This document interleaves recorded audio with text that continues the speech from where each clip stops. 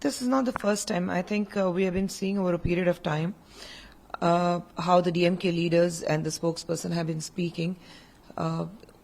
It's something, there's always something called a parliamentary line, that you're not supposed to go beyond that. We always have that Lakshman Rekha, but here we have seen that since they have come to power, I think that arrogance has come in so much with them. They think they can get away with it. Speaking about others, speaking about religion, or today speaking about me. And that too so unabashedly, unapologetically on a stage with the current publicly elected minister, the one who is there in the ministry now. He holds a portfolio, and Mr. Manoraj, and he is there on the stage with him, and he's also smiling. So this is the basic problem with these men. It just, I always say, it reflects their upbringing, and I'm not, they're not shaming me, they're also shaming the women of their family. They're also, showing that the kind of, the way they treat the women of their families. Because if this is the mindset what they have about other women, this is exactly the mindset they will have about their own women at home. So it just shows their upbringing, and they're shaming their mothers, because it's up to her that how she has brought up her children.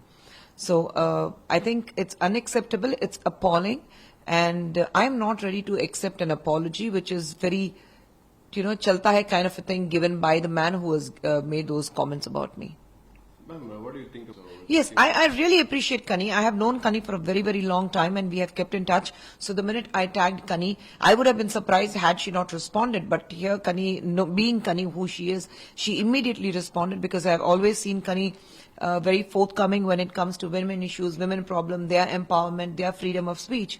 And Kani, as usual, as always, has stood up and she has supported me. But that alone is not suffice, because this is not going to stop at that. I am waiting for my chief minister to speak up for me, to make sure that no other person makes these kind of comments. We all know that very recently, when there was a concluded general body meeting, CM himself said, I wake up with a fear in the morning because I don't know what is going to fall on my head today. And that this is what, these are the people who have been doing this. So I want my chief minister, whether I vote for you or not, whether you like me or not, you are my chief minister too.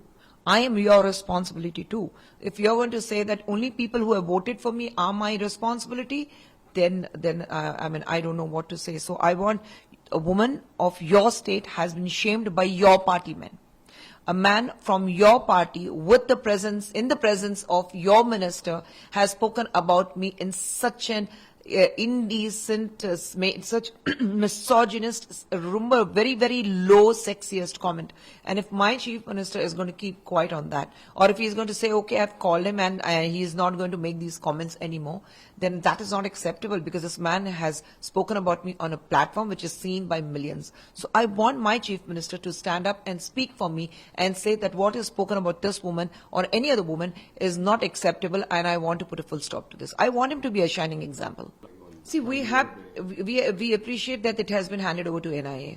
But this could have been avoided, because the intelligence did have, a kind of a tip-off that something like this is going to come up. And today when you read the papers, it shows that this man was a very immature, he did not probably belong to any of the terrorist group, but he was on those lines, and he had made plans to, blast at 5 different places. And this was a very low, impact bomb which exploded, and he died himself in that. Otherwise, the impact would have been much bigger, and that entire area could have been damaged badly, and we would have lost many lives. So there is a failure. We have seen time and again that how the government has been failing and acting very late.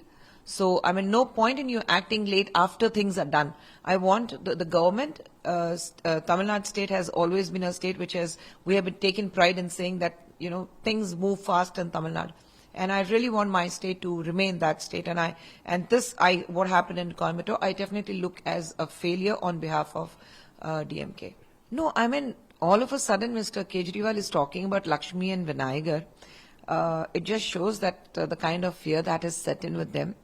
Now you want to, when BJP talks about it, when BJP talks about Hinduism, when BJP talks about temples, then you say that, we are trying to do a very religious politics, okay? And here you have the Chief Minister of Delhi coming up and saying that you have to have Lakshmi and vinegar on every note. So, I mean, you don't trust Mahatma Gandhi anymore, a person who comes from Anna Hazare background. And this is how you have come. You have always opposed BJP. You have always accused BJP of doing a religion politics. Today, Mr. Kejriwal comes and says that there should be a Lakshmi and vinegar on notes. So, I mean, I have nothing to say. It's for the world to see it, and for the people to see that it's not us, it's them also. Who, turning into firm believers, and we are glad that they're turning into firm believers. But Lakshmi or, vinegar on a note, I don't know. I think none of us have complained with Mahatma Gandhi as a father of the nation on our notes. So I think that's fine, because nowhere in the world we see any currency carrying a note depicting religious sentiments. It is about the country. So I think what we are not complaining with Mahatma Gandhi on the notes, and we are fine with Father of the Nation there.